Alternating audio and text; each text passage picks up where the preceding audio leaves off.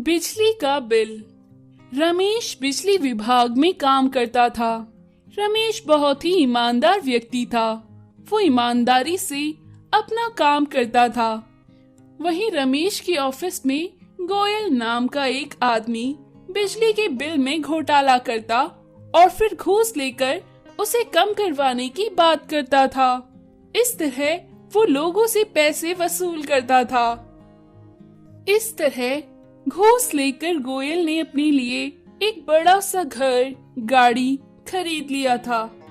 एक दिन रमेश की बीवी बोली, अरे गोयल साहब को देखते हो, उन्होंने एक बड़ा घर और एक बड़ी कार खरीद ली है। तुम भी तो बिजली विभाग में काम करते हो, तुम क्यों नहीं लेते? तुम्हारे पास इतने पैसे क्यों नहीं होते? इस पर रमेश बोला, अरे वो गोयल है ना, वो बिजली की चोरी करता है। अपने घर का बिजली का बिल भी वो कभी नहीं भरता। दूसरों के घर से बिजली चुराता है और अपनी बिजली बचाता है, और वहीं घोटाला भी करता है। वो लोगों के बिजली के बिल बढ़ा देता है और फिर घूस लेकर पैसे कमाता है। मैं एक ईमानदार इंसान हूँ, ईमानदारी से काम करना चाहिए हमें। चोरी का पैसा कभी न कभी पकड़ा ही जाता है। इस पर रमेश की बीवी बोली, बड़े आए ईमानदारी वाले, अब ये घर पुराना हो जाएगा तो क्या आप अपनी ईमानदारी में ही रहोगे? कहाँ से लाओगे ये पैसा? एक दिन रमेश ने देखा गोयल किस तरह लोगों के घरों की बिजली अपने घर में तार डलवाकर चोरी करता है। गोयल रात में अपने पड़ोसी के घर जाकर उसके मीटर पर अपनी बिजली की तार लगा देता है और सुबह सवेरे हटा देता है। इससे उसके पड़ोसी अंकित का बिजली का बिल बहुत आता है। अंकित अपनी बीवी से बोला, अरे तुम सारा दिन टीवी देखती हो, जिससे बिजली का बहुत बिल आता है। फिर मुझे गोयल को घूस देनी पड़ती है। आज से ये टीवी नहीं चलेगा बिल्कुल भी। अंकित की बीवी बोली, कहाँ जी, मुझे घर के काम से फुर्सत मिले तब मैं टीवी चलाऊं ना। तुम्हारा बेटा सुमित चलाता होगा टीवी। फिर अंकित सुमित के पास गया और सुमित से बोला, अरे सुमित, तुम ये टीवी ही चलाते रहते हो सारा दिन। मैं बहुत परेशान हो गया हूँ, बिजली का बिल बहुत आता है। सुमित बोला, ठीक है पिताजी, मैं तो चलाता नहीं हूँ, पर आज के बाद मैं थोड़ा सा भी नहीं चलाऊंगा। अब अंकित के घर में सिर्फ एक पंखा और लाइट जलते थे, पर फिर भी महीने के अंत में बिजली का बिल बहुत आ गया। अंकित बोला, अरे अब तो टीवी भी नहीं चलता, जिसकी वजह से बस 100 रुपए ही कम हुए हैं। बिजली का बिल कम नहीं हुआ। 15,000 तो मेरी कमाई ही है। 15,000 बिजली का बिल आया है। अगर ये बिजली के बिल में दे देंगे तो फिर खाएंगे क्या? फिर से गोयल के पास जाना पड़ेगा, उसे थोड़ी सी घूस देनी पड़ेगी, तब कहीं जाकर बिजली का बिल कम होएगा। अंकित के घर में बस लाइट और पंखा चलता था। इतना बिल देखकर उसके हमेशा होश उड़े रहते थे। एक दिन अंकित का बेटा सुमित अपना फोन चार्ज कर रहा था। अंकित ने उसका चार्जर बंद करके कहा, ये बिल तुम्हारे फोन चार्ज करने की वजह से ही आता है। आज मैं समझा। आज के बाद तुम्हारा फोन चार्ज बंद। अब से तुम फोन चार्ज नहीं करोगे। सारा दिन फोन में लगे रहते हो। सुमित बोला, अरे पापा, फोन चार्ज करने से थोड़ी आता है बिजली का बिल। अंकित ने उसकी एक ना सुनी। अब सुमित ने सोचा, मुझे पता लगाना ही पड़ेगा, आखिर इतना बिजली का बिल कहाँ से आ जाता है। हम तो बस एक लाइट और एक पंखा ही चलाते हैं। मैं आज बाहर रात खड़े होकर देखूंगा कि कोई हमारी बिजली के बिल की चोरी तो नहीं कर रहा। सुमित उस रात बाहर एक पेड़ के पीछे छुप गया। उसने देखा गोयल अंकल किस तरह बिजली की तार उनके मीटर के पास डालते हैं और वहां से और अपने घर में बैटरी से चलने वाले उपकरणों को चार्ज कर लेते हैं। सुमित ने अपने फोन से उनका वीडियो बनाया और अगले दिन अपने पिता को दिखाया। फिर उसके पिता ने भी गोयल की घूस लेते हुए वीडियो बनाई और दोनों वीडियो ले जाकर पुलिस थाने में दिखाई। वीडियो देख पुलिस वाले ने गोयल को सरकारी चोरी और घूस लेने के जुर्म में गिरफ्तार कर लिया। रमेश ने जब ये खबर सुनी तो अपनी बीवी से बोला, देखा भगवान, मैं ना कहता था, चोरी का पैसा एक ना एक दिन पकड़ा ही जाता है। मुझे बहुत गर्व है कि मैंने ये काम नहीं किए, वरना जो था अपने पास वो भी चला जाता, रोड पर भीख मांगने की नौबत आ जाती। इस पर उसकी बीवी मुस्कुराते हुए बोली, हाँ जी, आप ठीक ही कहते हो। तो दोस्तों, हमें हमेशा ईमानदार रहना चाहिए। हमें अपना काम ईमानदारी से करना चाहिए। गरीब मां सिलेंडर वाली।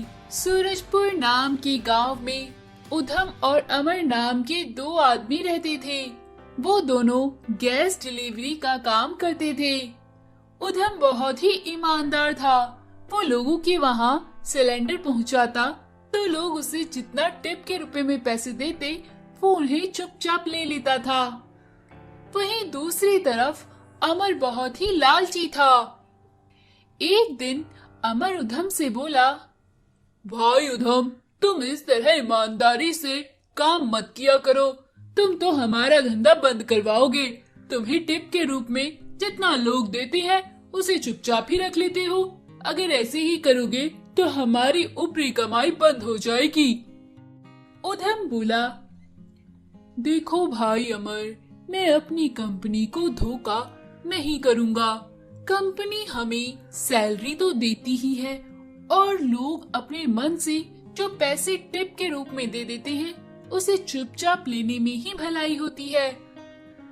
अमर उसकी बात सुनकर बहुत ही गुस्सा हो जाता है और अपने मन में सोचता है, इस उधम का तो कुछ करना पड़ेगा, वरना अपनी ऊपरी कमाई बंद कराएगा ये पागल।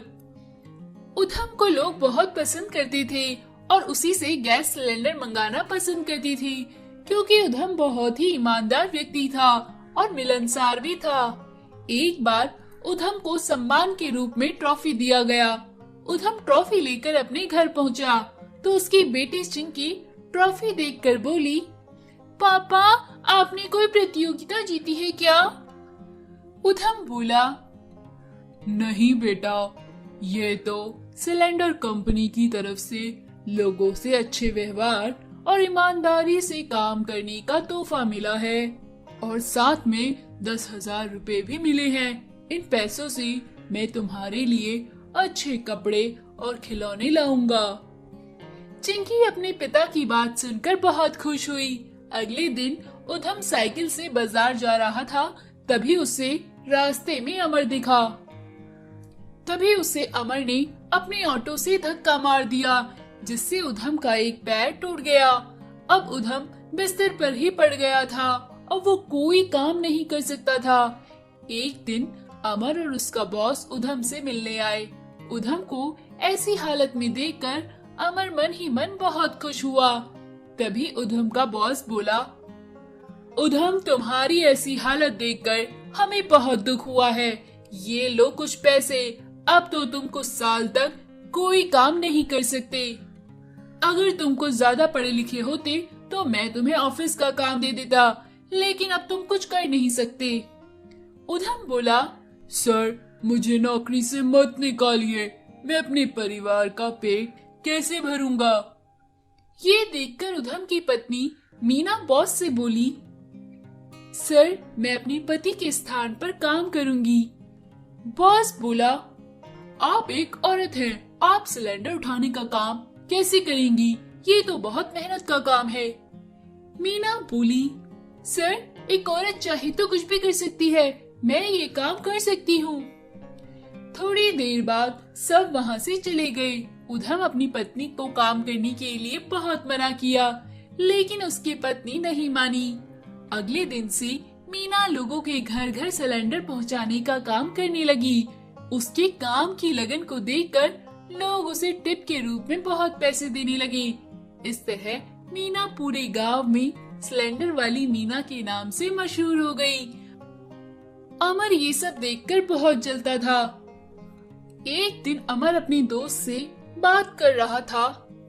जैसे उधम को मैंने उस ऑटो से धक्का मारकर बिस्तर में लिटा दिया है और अपने रास्ते से हटाया था, वैसे ही अब उसकी पत्नी मीना को भी अपने रास्ते से हटाना पड़ेगा। उसका कुछ ना कुछ तो करना ही पड़ेगा। तभी वहाँ मीना और उसका बॉस आ जाते हैं और सारी बात उसकी सुन लेते हैं। बॉस अमर को कंपनी से निकाल देते हैं और मीना मन लगाकर अपना काम करती है।